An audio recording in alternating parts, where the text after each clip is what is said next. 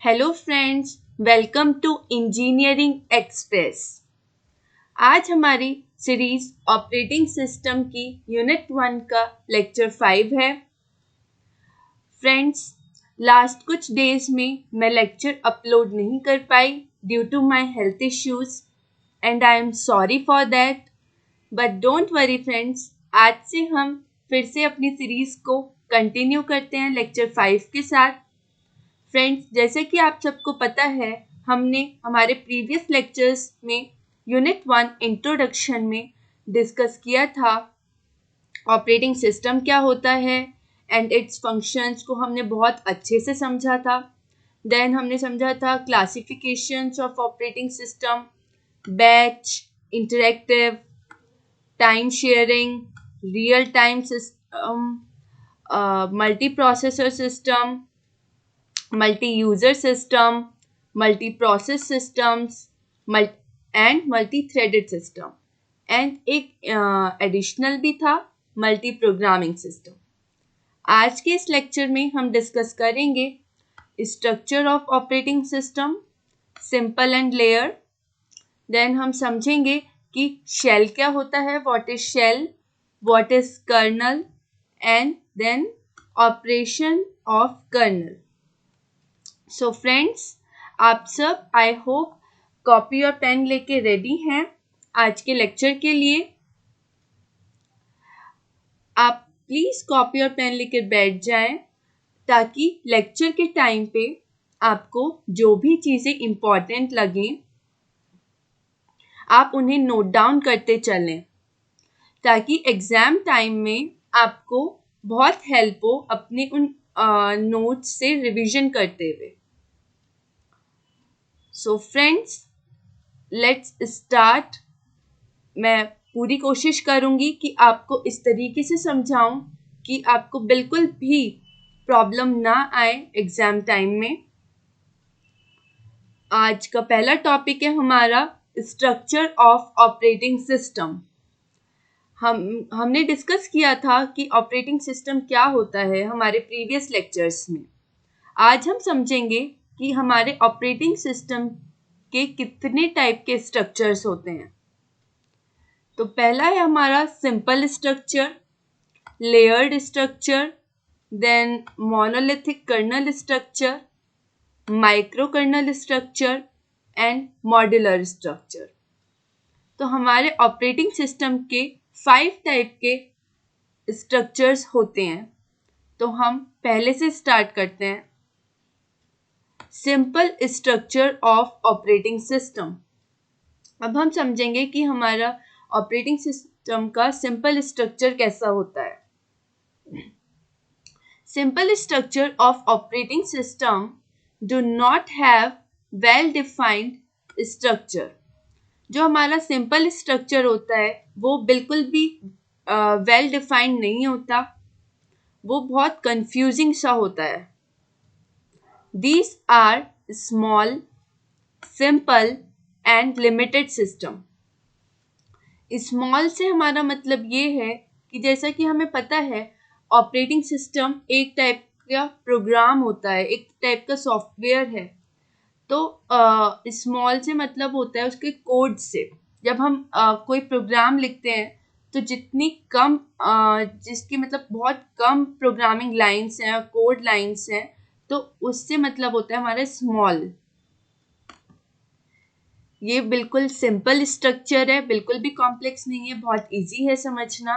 And limited system है, मतलब इसका ज़्यादा यूज नहीं हुआ है। Then the interfaces and level of functionality are not well separated. इसका मतलब है कि जो इंटरफेसेस होते हैं, मतलब जो बाउंड्रीज होती हैं एक तरह से, है ना, तो और जो लेवल ऑफ फंक्शनैलिटीज होती है, मतलब जो हर एक लेयर की, हर एक लेवल की जो फंक्शंस हैं वो आपस में बहुत ज़्यादा मतलब एक तरह से टेंगल हैं, बहुत ज़्यादा आपस में कनेक्टेड हैं, सेपरेटेड बिल्कुल भी नहीं है, एक दूसरे से काफ़ी ज़्यादा कनेक्टेड है। जैसे कि हम एग्जाम्पल से समझ सकते हैं, MS-DOS operating system. MS-DOS operating system का मतलब है माइक्रोसॉफ्ट डिस्क ऑपरेटिंग सिस्टम। इस ऑपरेटिंग सिस्टम का स्ट्रक्चर हमारा है सिंपल स्ट्रक्चर, जैसे कि आप डायग्राम में देख रहे होंगे। आपको एक टाइप का ये लेयर स्ट्रक्चर लग रहा होगा क्योंकि सारी लेयर्स हैं इसमें। इसमें हमारी 4 लेयर्स हैं। पहली है ROM BIOS device drivers, MS DOS device drivers, system program and application program. तो ये जो सारी लेयर्स हैं, जैसे कि एप्लीकेशन प्रोग्राम है वो सिस्टम प्रोग्राम से भी कनेक्टेड है, देन हमारी बायोस डिवाइस ड्राइवर से भी कनेक्टेड है, मतलब उसको वो जो है वो दोनों से कनेक्टेड है। जैसे हमारा सिस्टम प्रोग्राम है वो डिवाइस ड्राइवर से भी कनेक्टेड है, देन हमारा बायोस डिवाइस ड्राइवर से भी कनेक्टेड है, देन डिवाइस ड्राइवर्स हमारा बायोस डिवाइस ड्राइवर से भी कनेक्टेड है। इनकी जो फंक्शंस हैं अगर बिल्कुल भी सेपरेटेड नहीं है। एक तरह से ये आपको लेयर की तरह लग रहा होगा, बट लेयर में क्या होता है कि सारे जो लेयर्स हैं वो सेपरेटेड होती हैं, लेकिन इसमें सब कुछ कनेक्टेड है। अगर एप्लीकेशन प्रोग्राम को डिवाइस ड्राइवर्स को कांटेक्ट करना है, उनसे कम्युनिकेट करना है, इस लेयर से कम्युनिकेट करना है, तो उसको सिस्टम प्रोग्राम की नीड नहीं है, वो डायरेक्ट भी कम्युनिकेट कर सकती है। तो इससे क्या होता है, इसके एडवांटेजेस एंड डिसएडवांटेजेस हम पढ़ते हैं। ये थोड़ा सा कॉम्प्लेक्स हो जाता है क्योंकि आपस में ये सब कुछ बहुत ज़्यादा कनेक्टेड है, सारी लेयर्स आपस में कनेक्टेड हैं, कुछ भी सेपरेट नहीं है। ईच लेयर, अब हम इसके एडवांटेजेस डिस्कस करते हैं। Each level can be defined independently and when needed can interact with one another. इसका एडवांटेज ये है कि जो हर एक लेवल है वो इंडिपेंडेंटली डिफाइंड है, ठीक है, उसको किसी और लेवल की नीड नहीं है डिफाइन करने के लिए, वो इंडिपेंडेंटली डिफाइंड है। उसकी वर्किंग क्या है, इंडिपेंडेंट है, वो किसी और लेयर पे डिपेंड नहीं है, और जब भी ज़रूरत पड़ती है वो आपस में एक दूसरे से कम्युनिकेट कर सकते हैं। ऐसा नहीं है कि एप्लीकेशन प्रोग्राम जो है वो किसी और लेयर से कम्युनिकेट नहीं कर सकता, उसको सिस्टम प्रोग्राम की नीड पड़ेगी। वो चाहे तो वो डायरेक्टली भी बायोस डिवाइस ड्राइवर से इंटरेक्ट कर सकता है। It will be simpler to design, manage and update. जो हमारे सिंपल स्ट्रक्चर होते हैं उनको मैनेज करना और उनको अपडेट करना बहुत इजी है, बहुत सिंपल है। अब हम पढ़ते हैं इसके डिसएडवांटेजेस क्या होते हैं। When a user program fails, it causes the whole operating system to crash. जब कोई यूजर प्रोग्राम फेल होता है तो ये पूरा का पूरा सिस्टम क्रैश कर देता है। जैसे कि आप इस डायग्राम में देख रहे हैं, ये आपस में बहुत ज़्यादा कनेक्टेड है, कोई भी लेयर सेपरेट नहीं है। तो अगर कोई एक लेयर सपोज ये अपना काम ठीक से नहीं करेगी एप्लीकेशन प्रोग्राम, तो पूरा का पूरा सिस्टम जो है क्रैश हो जाएगा, क्योंकि सब कुछ आपस में बहुत ज़्यादा कनेक्टेड है। These are not well protected structure as all the layers are interconnected. Interconnected होने की वजह से ये जो स्ट्रक्चर है, सिंपल स्ट्रक्चर, बिल्कुल भी प्रोटेक्टेड नहीं है। मतलब अगर हमारा डिवाइस ड्राइवर इसको एक्सेस कर रहा है, बायोस डिवाइस ड्राइवर को, और एट द सेम टाइम हमारा एप्लीकेशन प्रोग्राम भी इसको एक्सेस कर रहा है, तो जो इनका डाटा है, इन दोनों का, डिवाइस ड्राइवर्स का और एप्लीकेशन प्रोग्राम का, हो सकता है वो लीक हो जाए या एक दूसरे को हार्म कर दे। हार्म इन द सेंस कि वो सिस्टम हैंग हो सकता है क्योंकि उसमें किसी भी लेयर को ऐसे प्रायोरिटी नहीं दी गई है, तो इसलिए बिल्कुल भी प्रोटेक्टेड नहीं है। देन थर्ड पॉइंट है कि देयर इज नो सेपरेशन और data hiding all the layer as all the layers can communicate with each other. इसमें जो बिल्कुल भी सेपरेशन नहीं है, वही मैंने आपको बताया था कि सारी लेयर्स जो हैं बहुत ज़्यादा इंटरकनेक्टेड हैं, इन सब का डेटा एक दूसरे से हाइड नहीं रह सकता। ये एक बहुत बड़ा डिसएडवांटेज है, और ये सेपरेट नहीं हो सकती हैं सारी लेयर्स। मतलब आप अगर एक लेयर भी काम करना बंद कर देती है तो पूरा सिस्टम क्रैश हो जाएगा। एक लेयर भी आपने अगर रिमूव कर दी तो भी पूरा सिस्टम क्रैश हो जाएगा। तो ये सेपरेट हो नहीं सकती हैं क्योंकि बहुत ज़्यादा इंटरकनेक्टेड है। देन हम डिस्कस करते हैं हमारा सेकेंड स्ट्रक्चर जो है कि है layered structure of operating system. In this structure, operating system is broken into number of layers. इसमें हमारा जो पूरा स्ट्रक्चर है ऑपरेटिंग सिस्टम का उसे ब्रेक डाउन कर देते हैं लेयर्स में, जैसे कि ये डायग्राम से आप देख सकते हैं। द बॉटम लेयर, जो बॉटम लेयर है ज़ीरो लेयर जिसे हम कहेंगे, वो हार्डवेयर है।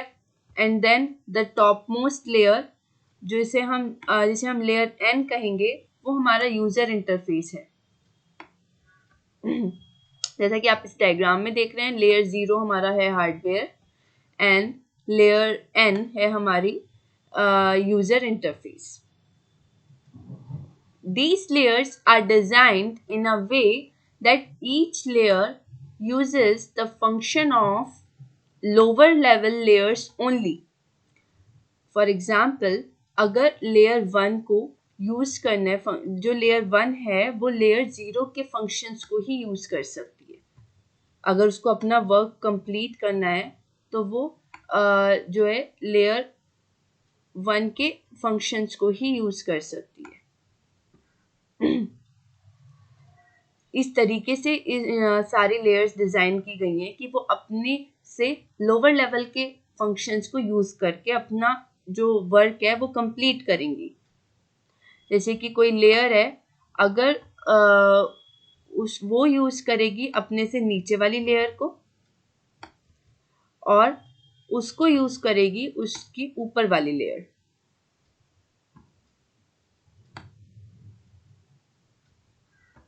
तो इस टाइप से इसकी वर्किंग चलती है।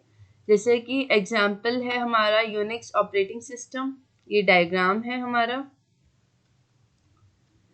इसके एडवांटेजेस पढ़ते हैं। Each layer hides implementation detail from higher level layer. हर एक लेयर क्या हाइड करती है? Implementation details. किससे? हाई लेवल लेयर से। फॉर एग्जाम्पल, जो लेयर 1 है उसको नहीं पता लेयर 0 की इम्प्लीमेंटेशन डिटेल, मतलब उसकी वर्किंग क्या है या वो क्या वर्क कर रही है, उसके काम से उसे कोई मतलब नहीं है बेसिकली।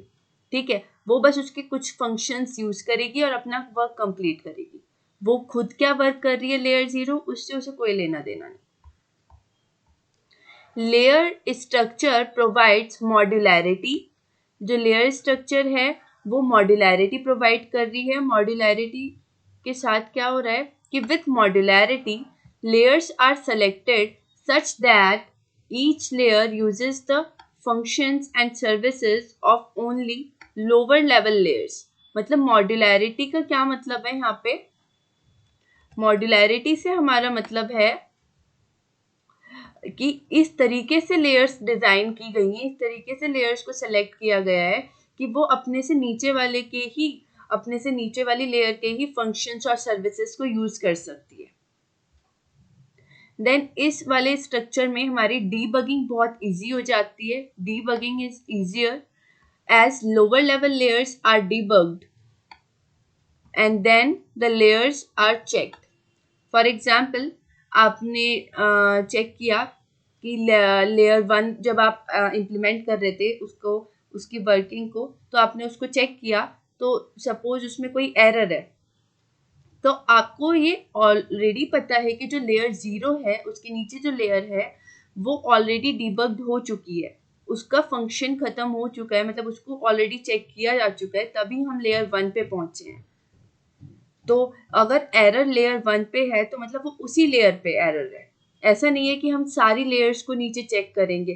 तो इस तरीके से जो डीबगिंग मतलब होता है एरर फाइंड आउट करना, तो वो बहुत ईजी हो गया है कि सपोज आपने बहुत सारी लेयर्स हैं, सपोज आपकी 10 लेयर्स हैं, तो 10th लेयर पे आपके अगर एरर है तो आपको ये ऑलरेडी पता है कि उससे नीचे जितनी भी लेयर्स हैं वो ऑलरेडी डिबग्ड हो चुकी हैं।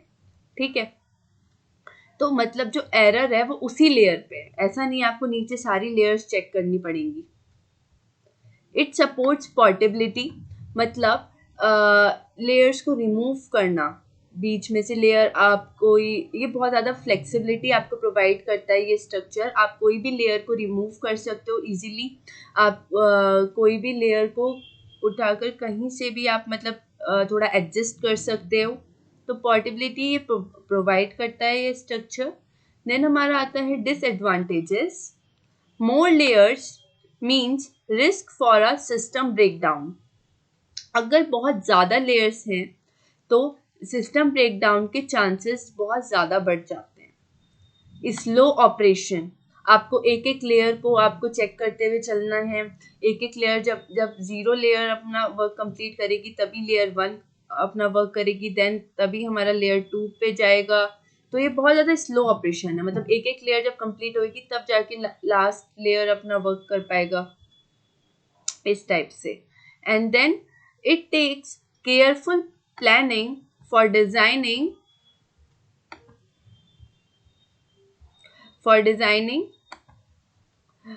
the layers as higher layers. Only use functions of lower layers only. इसको आपको बहुत ज़्यादा केयरफुल तरीके से प्लान करना होगा इस पूरे स्ट्रक्चर को, पूरे डिज़ाइन को, क्योंकि जो हायर लेयर्स हैं वो अपने से नीचे वालों के ही फंक्शंस यूज़ कर सकती है। तो आपको बहुत ज़्यादा केयरफुल रहना है इसके स्ट्रक्चर प्लानिंग के टाइम पे। ये एक इसका डिसएडवांटेजेस हुए। अब हम डिस्कस करते हैं कि शेल क्या होता है। What is shell? The shell in operating system is like a personal assistant for your computer. जो शेल है आपके ऑपरेटिंग सिस्टम में वो एक तरीके से पर्सनल असिस्टेंट है आपके कंप्यूटर के लिए। एक तरह से वो पर्सनल असिस्टेंट की तरह एक्ट करता है। It's a program that takes the command you type, translate them into actions, and that the computer's brain, the kernel, can understand and act on. तो बेसिकली ये क्या कर रहा है, ये एक तरह का जो शेल है, जो एक तरीके का प्रोग्राम है जो आप टाइप कर रहे हो। सपोज आपने कुछ भी अपने कीबोर्ड पे टाइप किया, जो भी आपको सपोज कोई फाइल ओपन करानी है तो आपने वो टाइप किया, कमांड दी, ठीक है। ये आपकी कमांड को लेता है, ठीक है। It takes the command you type and then उनको एक्शंस में ट्रांसलेट करता है, जो कंप्यूटर का ब्रेन समझ सके। कंप्यूटर का ब्रेन कौन है? कर्नल है। अभी हम समझेंगे आगे इसके बारे में कि कर्नल क्या होता है। तो यहाँ पे हम समझते हैं कि जो कर्नल है वो एक तरह का कंप्यूटर का ब्रेन है, वो समझ सके कि उसे करना क्या है। तो वो आपकी कमांड को एक्शंस में ट्रांसलेट करता है जिसे कर्नल समझ सके और उस पर काम कर सके and then act on. Okay, it gives interface between user and kernel. जो शेल है वो एक इंटरफेस प्रोवाइड करती है। इंटरफेस इन द सेंस आप ऐसे समझ सकते हैं, इंटरेक्शन, मतलब एक कम्युनिकेशन मीडियम प्रोवाइड कर रही है, एक बातचीत का मतलब एक ट्रांसलेटर की तरह एक्ट कर रही है यूजर और कर्नल के बीच में। क्योंकि यूजर की लैंग्वेज अलग होती है और जो कर्नल मतलब जो कंप्यूटर का ब्रेन है वो यूजर की जो लैंग्वेज है वो डायरेक्टली नहीं समझ सकता। तो इन दोनों के बीच में जो ट्रांसलेटर का एक्ट कर रहा है वो है शेल, ठीक है। वो यूजर की कमांड लेगी, ठीक है, कि यूजर को क्या करना है, उसको कन्वर्ट करेगी एक्शंस में और कर्नल को समझाएगी कि उसको क्या करना है। मतलब जिस जिस उस लैंग्वेज में कन्वर्ट कर देगी जिसमें कर्नल समझ सके। सो when you tell your computer to open a file, when you tell your computer to open a file or run a program, you are actually talking to the shell. जब आप अपने computer को बता रहे होते हो कि कोई फाइल ओपन करनी है या कोई प्रोग्राम रन करना है तो आप बेसिकली शेल से बात कर रहे हो, ठीक है। And it's making sure your computer follows your command. और ये मेक श्योर करती है, जो शेल है वो प्रोग्राम एक तरह का ऐसा प्रोग्राम है, ठीक है, वो मेक श्योर करता है कि आपका जो कंप्यूटर है वो आपकी कमांड को फॉलो करे। ठीक, अब हम समझते हैं कर्नल क्या होता है। What is kernel? Kernel is like the core और heart of an operating system. जो कर्नल है वो एक तरह का हार्ट होता है ऑपरेटिंग सिस्टम का, या हम कह सकते हैं कंप्यूटर का ब्रेन होता है। ठीक है, it has full control over everything in the system. System में जो भी चीजें चल रही हैं, ठीक है, इसका पूरा कंट्रोल होता है सारी चीजों पे, जो भी सिस्टम में हो रहा है। क्योंकि एक्चुअल में तो यही समझाता है ना कंप्यूटर को कि करना क्या है, यही उसका ब्रेन है या ऑपरेटिंग सिस्टम का हार्ट कह लो, यही है ना मेन चीज, कोर। तो इसी का मेन रोल होता है। Imagine it as a manager. इसको आप एक तरीके से एक मैनेजर की तरह इमेजिन कीजिए। In an office it make sure all the different parts of your computer like memory, CPU and devices work together smoothly। मतलब ये एक तरीके का मैनेजर का रोल ये मतलब निभाता है। सपोज जैसे कि मैनेजर क्या करता है ऑफिस में, वो मेक श्योर करता है ना कि सारे सिस्टम, मतलब सारे जितने भी एम्प्लॉयज हैं सब लोग अपना जो काम है साथ में मिलके बहुत स्मूथली करें।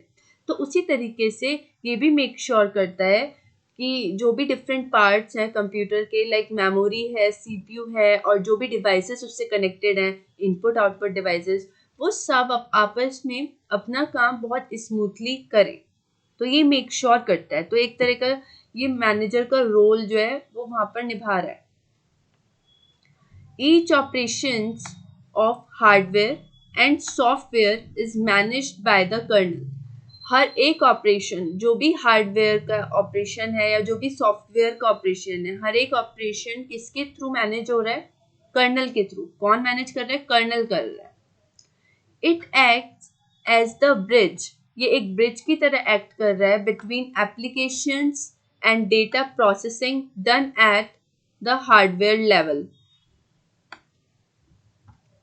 मतलब कि एक तरह से आप ये समझ सकते हैं कि ये एक तरह की का ब्रिज है किसके बीच में? एप्लीकेशंस के बीच में। एप्लीकेशंस आप इन द सेंस ऐसे समझिए यूजर लेवल, तो यूजर लेवल प्रोग्राम्स के बीच में, और जो डेटा प्रोसेस हो रहा है कहाँ पे? हार्डवेयर लेवल पे।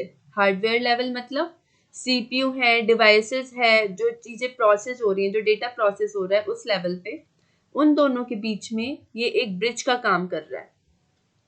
It gives the interface between user and hardware. वही मैंने अभी आपको समझाया कि ये यूजर और हार्डवेयर के बीच में इंटरफेस प्रोवाइड कर रहा है।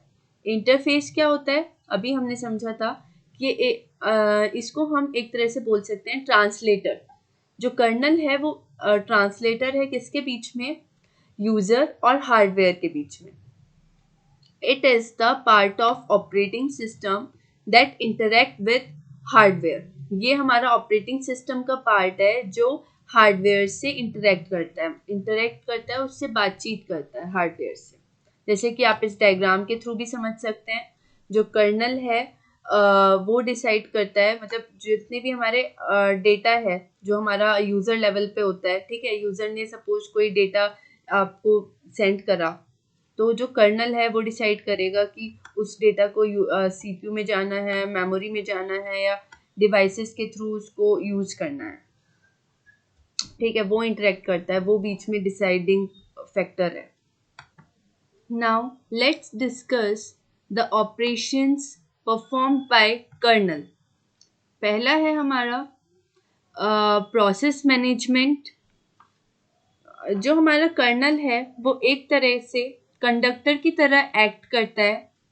ठीक है, जैसे कंडक्टर है, ठीक है, वो सारे रिकॉर्ड रखता है कि कौन सा पैसेंजर कौन से स्टॉप से बैठा है, कितने पैसेंजर्स हैं टोटल बस में, सारा रिकॉर्ड रखता है। उसी तरीके से जो हमारा कर्नल है वो जितने भी टास्क हो रहे हैं हमारे कंप्यूटर में, जितने भी प्रोसेस हो रहे हैं, सबका रिकॉर्ड रखता है, सबका ट्रैक रखता है अपने पास। ठीक है, और मैनेज करता है कि कौन से टास्क को कब सीपीयू यूज करने को मिलेगा।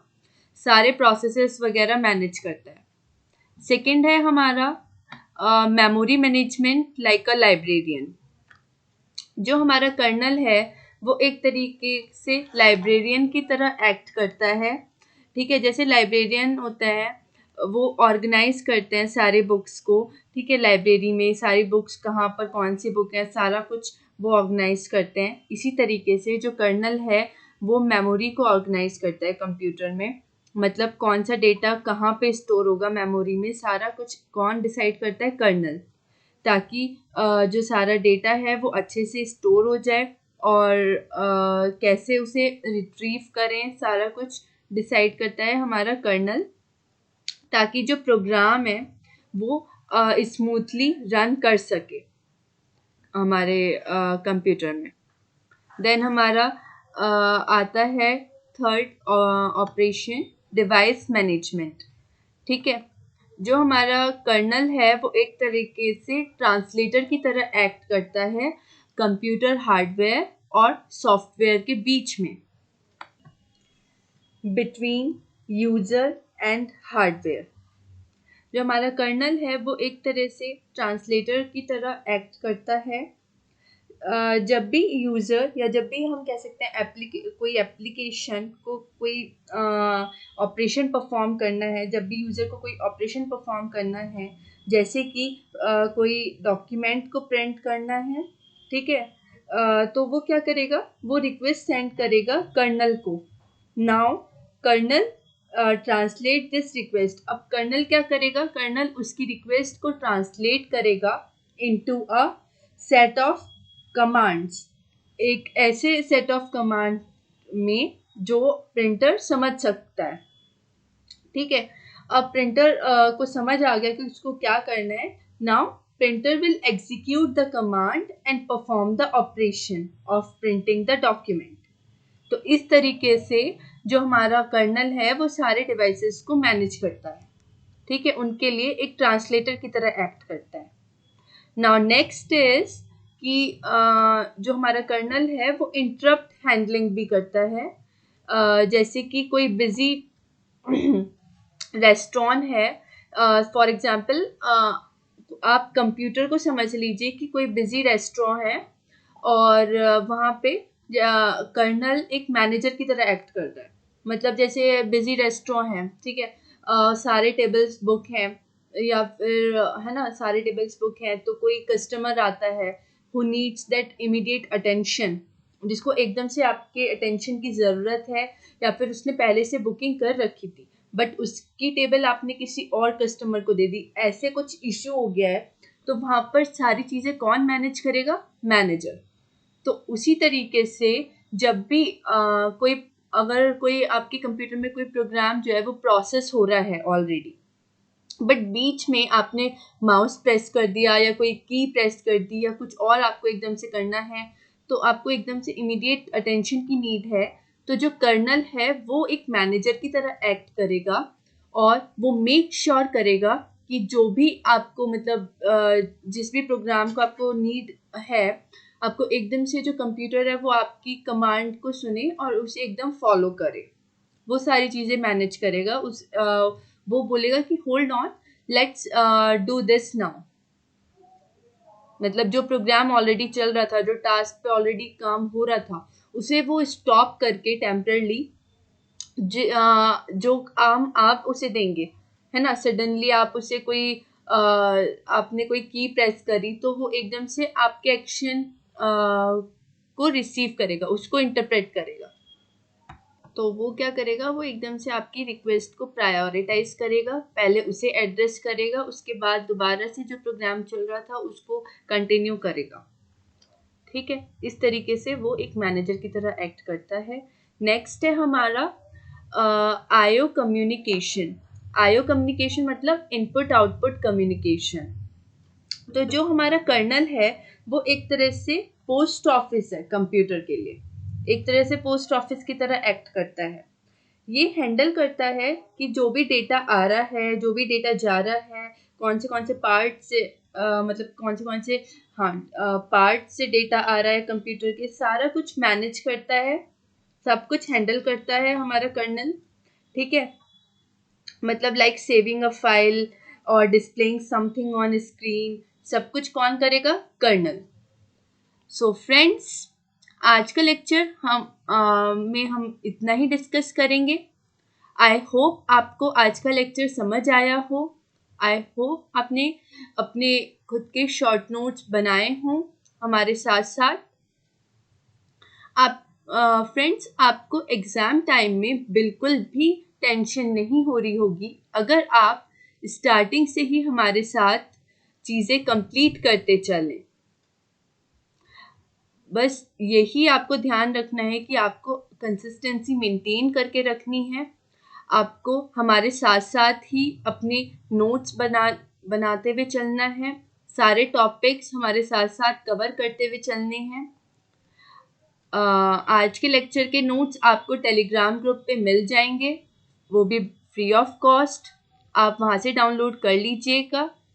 बट आप अगर अपने नोट्स बनाएंगे तो आपको ज़्यादा बेनिफिट मिलेगा, क्योंकि अपने नोट्स बनाने से आपको ज़्यादा चीज़ें लॉन्ग टर्म तक याद रहेंगी। सो फ्रेंड्स, आपको अच्छा लगा हो आज का लेक्चर तो please like, share and subscribe this video and bell icon press कर लीजिए for further videos. Thank you. Have a nice day.